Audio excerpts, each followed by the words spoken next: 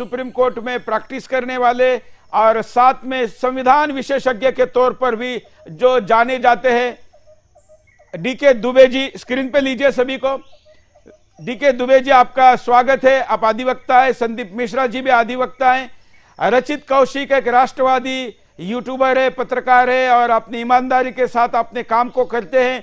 एक तरफ एक यूट्यूबर अपना ईमान देश और देश हित बेचता है तो कितने करोड़ मिल सकते हैं, ये दूसरा यूट्यूबर बताएगा कि कितने परिश्रम से यूट्यूब चैनल चलाना पड़ता है और वो भी यूट्यूब उड़ा देती है और इन लोगों को अवार्ड मिलते हैं। तो क्या है इसके पीछे का राज, ये भी हम बात बताएंगे। वेद भूषण जी हैं, पुलिस से हैं और एसीपी रह चुके हैं, ये इन्वेस्टिगेशन के एंगल से बात करेंगे। और लोहित कुमार विमल जी हमारे साथ अधिवक्ता एक और जुड़ेंगे, उनसे भी बात करेंगे। तो हमने आज कानूनी पहलू, पुलिस का पहलू और एक पत्रकार के रूप में, यूट्यूबर के रूप में भी रचित विषय रखेंगे, इसलिए इस पैनल को चुना है। बहुत प्रतिक्रिया मेरे पास है, बहुत सा कंटेंट है, बहुत सा ग्राफिक है, इनके प्रतिक्रियाओं के दरमियान आपको वो भी दिखाएंगे। मैं दुबे जी से प्रारंभ करता हूं। दुबे जी, पत्रकार गिरफ्तार कहते हैं तो लगता है कि सरकार दमन कर रही है, लेकिन गद्दार गिरफ्तार जब कहते हैं तो लगता है कि सरकार कार्रवाई कर रही है। आप एक अधिवक्ता के नाते, एक देशभक्त के नाते इसको पत्रकार की गिरफ्तारी कहेंगे या गद्दारों की गिरफ्तारी कहेंगे?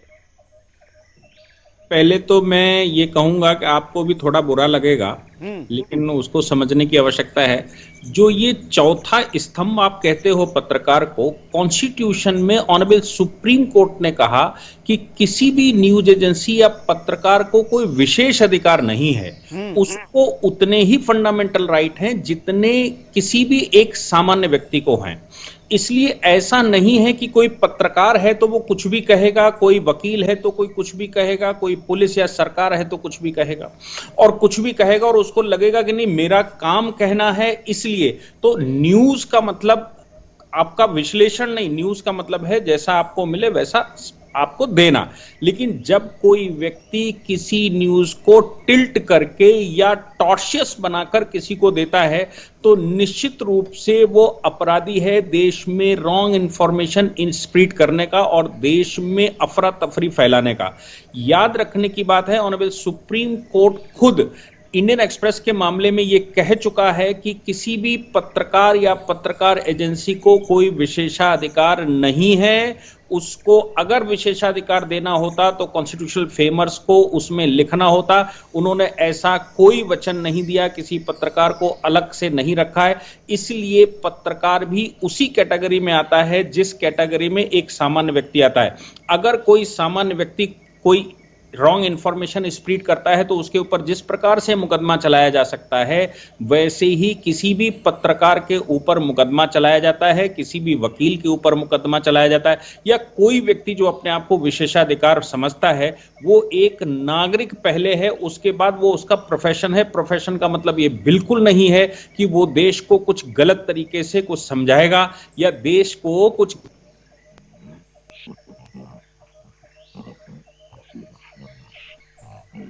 इसलिए यहां पर जो मेरा मानना है कि ये पुलिस और प्रशासन और इन्वेस्टिगेटिंग एजेंसियों का दायित्व तो बनता है कि वो प्रत्येक नागरिक पर जैसे इंटेलिजेंस रखता है वैसे ही पत्रकारों वकीलों पर भी रखे।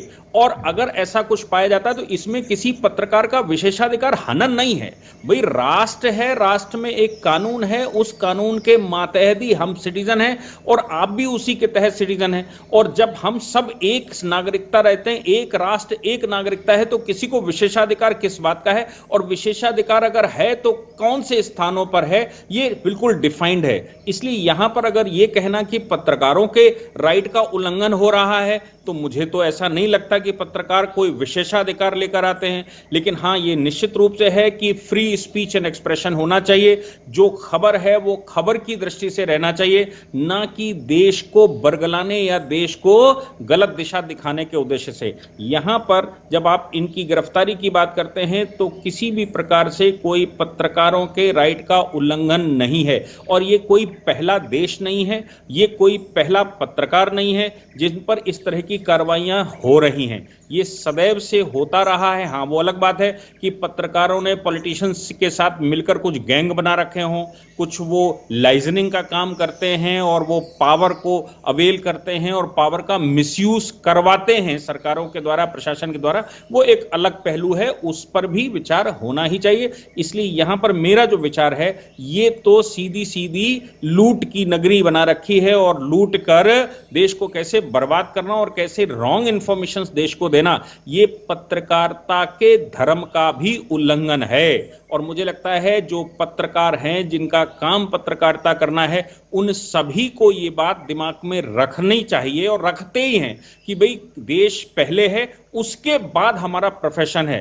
मैं आज वकील हूं, कल जज हो जाऊंगा, कोई और जज रहेगा, इसका मतलब ये बिल्कुल नहीं है कि वो इम्यून है। कोई भी व्यक्ति भारत में कानून से इम्यून नहीं है, चाहे वो किसी भी डिजिग्नेशन पर हो। इसलिए यहां पर जब हम ये कहते हैं पत्रकार, तो पत्रकार को कोई विशेषाधिकार नहीं है, मानना चाहिए। ठीक है, ठीक है। मदद के लिए आने वाले हैं और बड़े बड़े इंटरनेशनल पर्सनैलिटी वकील भी खड़े होने वाले, बल्कि वकीलों की फौज खड़े होने वाली है। अगर थोड़ा सा भी इसमें कुछ कच्चा पाया गया तो यूनाइटेड नेशंस भी ट्वीट करेगा, कई देशों के राष्ट्रपति भी इनके लिए बोलेंगे और भारत का प्रेस फ्रीडम इंडेक्स और नीचे जाएगा। इसलिए सरकार ने पूरी सावधानी रखी है और लंबी 3 वर्षों से भी लंबी पूरी जांच प्रक्रिया के बाद हाथ डाला है। और मुझे लगता है कि ठंडा करके खाना चाहते हैं, इसलिए आज कई को छोड़ दिया है। इसलिए अब ये कई लोग इससे भी चिंतित है। दुबे जी के पास में चलता हूं। दुबे जी, कई लोग इसलिए चिंतित है, लोगों को लगा कि इनको पकड़ तो लिया, लेकिन इनको शाम होते होते क्यों छोड़े।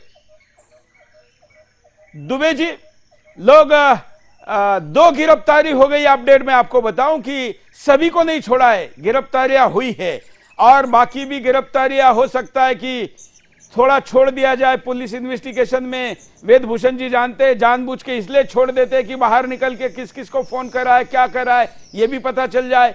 तो दुबे जी, मेरा प्रश्न यह था कि कई लोग जो कि सुबह सुबह आज बड़े प्रसन्न हो गए थे, हम जैसे आप जैसे राष्ट्रभक्त लोग, कि गद्दार पकड़े गए हैं, अब इनका हिसाब होगा, लेकिन ये कुछ लोग शाम होते होते घर लौट रहे हैं।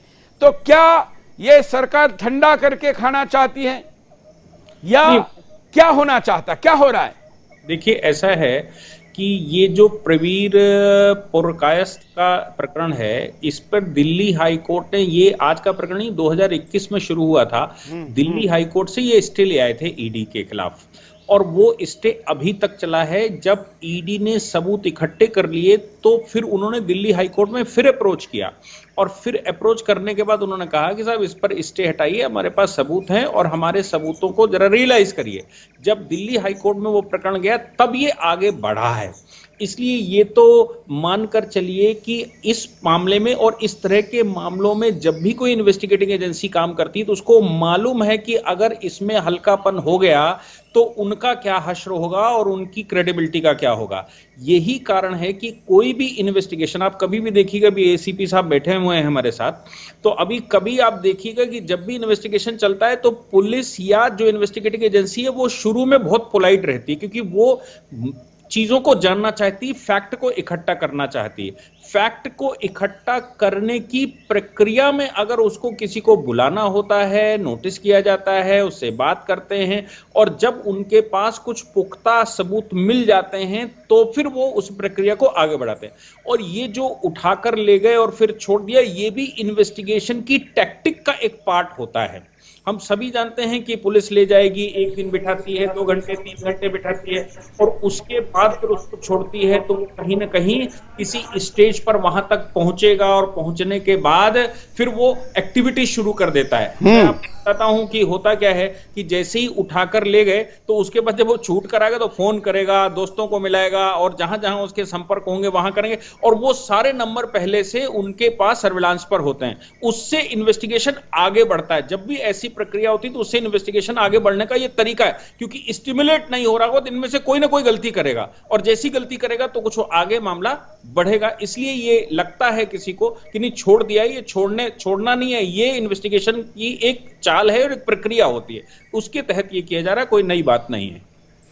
मैं थोड़ा लीगल एंगल आपसे ये समझना चाहूंगा कि कई लोग ऐसा कह रहे हैं कि ये तो कौन सी बड़ी बात है, ये तो ग्लोबल विलेज हो गया है, अब तो इधर से उधर से पैसे आएंगे, चलता है। नहीं, बात तो आपकी ठीक है कि ग्लोबल विलेज हो गया है, लेकिन सवाल ये पैदा होता है कि 10 रुपए का शेयर कैसे 11,500 में न्यूज क्लिक का बिका। तो परचेज करने वाला कौन है, शेल कंपनी खोलने वाला कौन है, और वो पैसा जो आया 10 रुपए का शेयर 11,500 रुपए में बिककर जो पैसा आया, वो पैसा डिस्ट्रीब्यूट कहां हुआ? क्या इंप्लॉइज के ऊपर खर्च किया गया? क्या बिल्डिंग स्ट्रक्चर बनाने के लिए, इंफ्रास्ट्रक्चर के लिए खर्च किया गया? वो गौतम नवलखा की तरफ कैसे जा रहा है? वो शीतला जावेद के पास कैसे जा रहा है? ये बहुत सारी चीजें हैं। मैं आपको अभी पीछे आज ही सुप्रीम कोर्ट ने एक टिप्पणी की है, आपको याद होगा, संजीव भट्ट के मामले में, और सुप्रीम कोर्ट ने कहा भैया तुम एक बात मुझे बताओ, 12-12 पिटीशनें लेकर आए हो, इतना पैसा कहां से आता है जेल में बैठ के? और आप एक अधिकारी, आईपीएस अधिकारी थे, इतने महंगे वकील आप कैसे हायर करते हैं? कौन आपको रिप्रेजेंट करता है? एक काम करिए, आप 1-1 लाख रुपया, 3 पिटीशन उन्होंने फाइल की तो उन्होंने कहा 1-1 लाख रुपया जरा वकीलों के फंड में दीजिए जाके, जहां पर उनका वेलफेयर की स्कीमें चलती हैं। तो सवाल यह पैदा होता है कि यह पैसा इन लोगों के पास आता कहां से? जो संजीव भट्ट, तीस्ता जावेद, शीतलबाड़ और ये जो गैंग हैं, ये सरकार के ऊपर प्रश्न खड़े करने शुरू करते हैं और तमाम तरह के झूठे एफिडेविट लगाने शुरू करते हैं। ये लोग हैं कौन?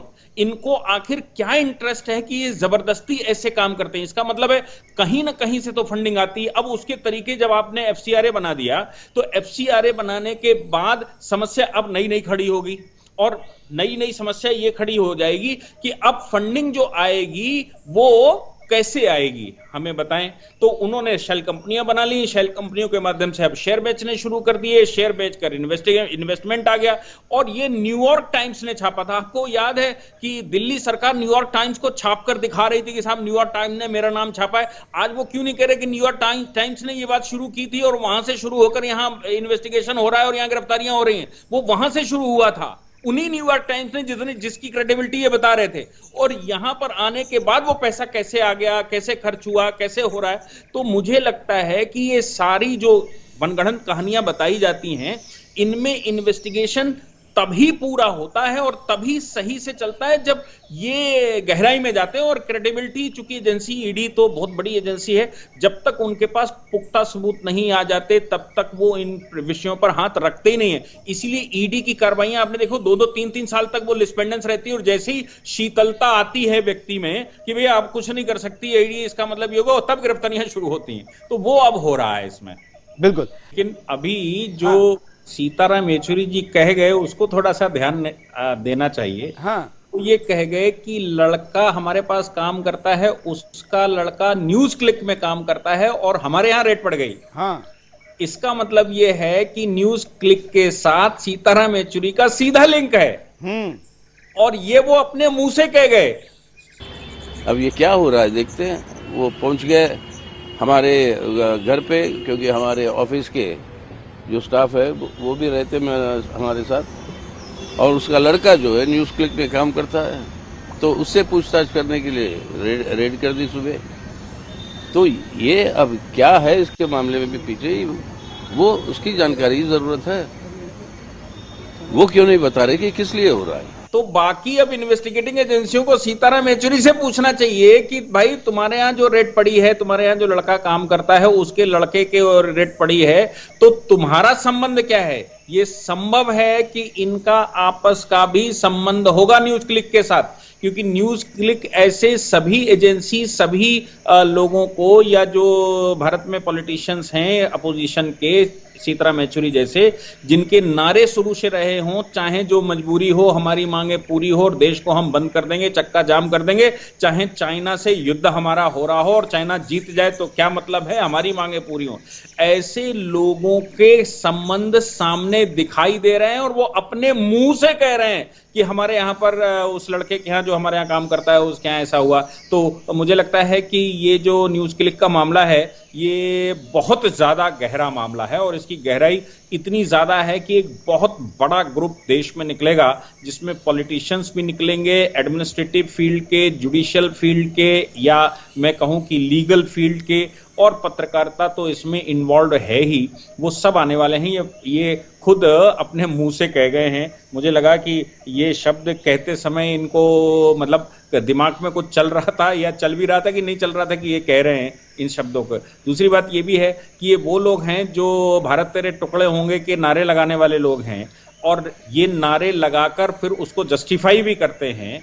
फिर पत्रकारिता के माध्यम से ही रात में उसको रीशेड्यूल किया जाता है और रीशेड्यूल करके नई वीडियो बनाई जाती है, और ये कहा जाता है कि इसको मॉडिफाई कर दिया गया है या इसको डॉक्टरेट करके ये दिखाया जा रहा है। ये वो लोग हैं, जबकि वो पकड़ में आ जाता है कि एक दिन का है, एक रात का है, एक दिन का है, एक दूसरे दिन का है, एक के बैकग्राउंड दूसरा है, दूसरे का बैकग्राउंड दूसरा है। तो ये तो संभव है कि ये पूरा का पूरा जो अर्बन नक्सल गैंग है ये उसमें इन्वॉल्व हो। और अभी सीताराम येचुरी अपने मुंह से कह गए हैं कि हमारे तो कैसे कैसे संबंध है न्यूज क्लिक के साथ। जी ना, बिल्कुल निकलेगी। और मैं तो चूंकि बहुत सारे चैनलों पर रहता हूं और मैं देखता हूं कि बहस चल रही है और अचानक कान में कोई खबर आती है और वो यू टर्न मार जाती है। हाँ। वो यू टर्न कैसे मारती है, मतलब वो जो एंकर है वो यू टर्न कैसे मारता है और क्यों वो दूसरी दिशा में चला जाता है, वो सब कुछ बता सकता है। मतलब आप जो लोग रेगुलर न्यूज चैनलों पर रहते हैं उनको अंदाजा लग जाता है कि अब अंदर से क्या हो गया होगा और क्या चल रहा है जो ये पलटी मारी गई। मेन स्ट्रीम मीडिया के मामले में भाई अभी तो भारतीय जनता पार्टी की सरकार है और मोदी जी ने आते ही सबसे पहले इन विषयों को उठाया था कि आपको बहुत सारे लाइजनर दिल्ली में मिल जाएंगे। अपने सांसदों से कहा था लाइजनर मिल जाएंगे। वो मुझे लगता है कि इंडिकेशन कुछ इस तरफ ही था, क्योंकि मेन स्ट्रीम मीडिया मंत्रियों, ऐसा भी एलिगेशन लोग लगाते हैं कि मंत्रियों की नियुक्ति में, सरकारी कामकाज में और सरकार के डेली के जो उनके प्रोफेशनल। बरखा दत्त का ऑडियो लीक हुआ था, आप अगर याद हो आपको, बरखा दत्त का ऑडियो लीक हुआ था गुलाम नबी आजाद और बाकी कानिमोजी के साथ चर्चा करते हुए कि किसको क्या देना चाहिए, किसको एविएशन दिया जाए।